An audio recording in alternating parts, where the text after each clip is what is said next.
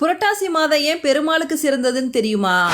சூரியன் ஒரு ராசியிலிருந்து இன்னொரு ராசிக்கு செல்வதைத்தான் நம் மாத பிறப்பு அப்படின்னு சொல்கிறோம். சூரியன் எந்த ராசியில் சஞ்சரிக்கிறாரோ அந்த ராசிக்குரிய கடவுளை வழிபடுவது நம் மரபு. அந்த வகையில் சூரியன் கன்னி ராசியில் சஞ்சரிக்கும் காலம்தான் புரட்டாசி மாதம்.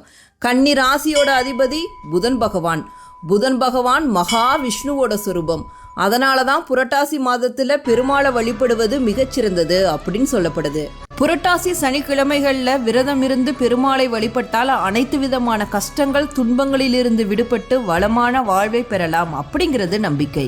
வெங்கடேச பெருமாள் திருப்பதி திருமலையில் அவதரித்தது புரட்டாசி மாதம் திருவோண நட்சத்திரத்துல தான். அம்பிகைக்கு உரித்தான நவராத்திரியும் புரட்டாசியில தான் வரும். பித்ரு தோஷம் போக்கும் தினங்களில் முக்கியமானதாக கருதப்படும் மகாலய அமாவாசையும் புரட்டாசியில தான் வரும்.